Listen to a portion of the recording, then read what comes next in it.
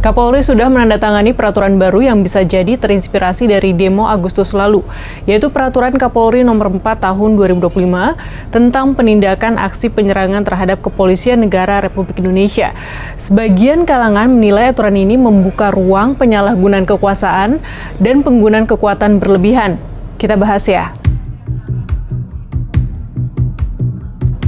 Perkap Nomor 4 Tahun 2025 berisi 18 pasal ditandatangani Kapolri Jenderal Listio Sigit pada 29 September 2025.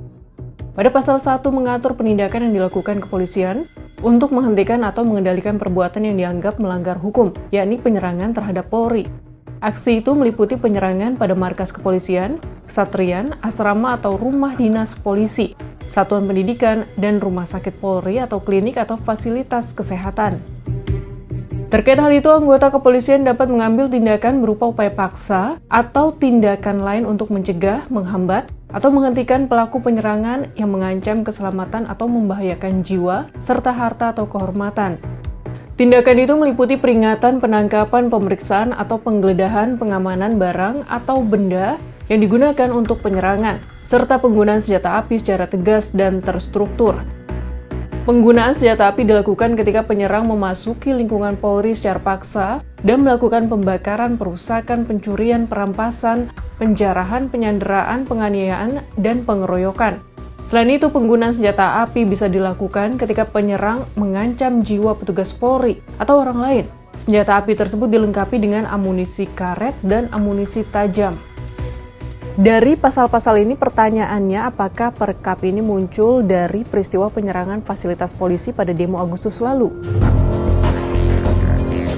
Kepala Bagian Penerangan Umum Div Humas Polri, Kombes RD Acaniago, Rabu 1 Oktober mengatakan, perkap tersebut bukan bersifat reaktif atas suatu peristiwa, melainkan pedoman menyeluruh yang bersifat antisipatif dan preventif. Melalui perkap itu, keselamatan jiwa personel dan masyarakat menjadi prioritas utama. Hal yang beda diungkap anggota Komisi Kepolisian Nasional M. Hoirul Anam, yang menyebut perkap itu lahir dari refleksi peristiwa perusakan dan pembakaran berbagai fasilitas yang dimiliki oleh kepolisian. Tercatat setidaknya 600 lebih fasilitas kepolisian yang dibakar, termasuk kantor polisi, pos polisi, dan kendaraan.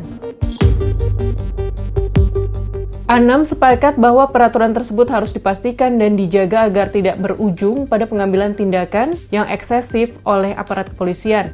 Untuk itu, pengawasan dan pertanggungjawaban dalam penggunaan kewenangan, khususnya penggunaan kekerasan, harus diperketat.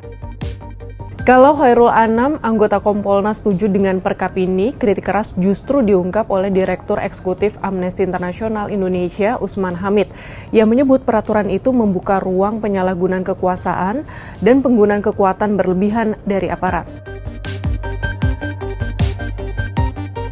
Di pasal 6 misalnya memperbolehkan penggunaan senjata api secara tegas dan terukur. Rumusan ini problematis karena tidak menjelaskan batasan konkret mengenai situasi yang dimaksud sehingga menimbulkan tafsir subjektif aparat di lapangan. Selanjutnya di pasal 12 dan 11 yang memperbolehkan penggunaan amunisi tajam bisa menimbulkan risiko serius, yaitu senjata api organik Polri yang dilengkapi amunisi karet dan amunisi tajam. Terakhir, menurut Usman, peraturan Kapolri Nomor 4 Tahun 2025 ini tidak secara jelas dan tegas membedakan antara aksi kriminal individual dan aksi massa. Hal ini berpotensi membuat aparat menjustifikasi penggunaan kekuatan mematikan terhadap demonstrasi damai. Sahabat Kompas, bagaimana kamu melihat Perkap Nomor 4 Tahun 2025 ini? Apakah murni untuk melindungi nyawa polisi dan fasilitas Polri dari tindakan penyerangan atau lebih berat ke aspek penggunaan kekuatan berlebihan?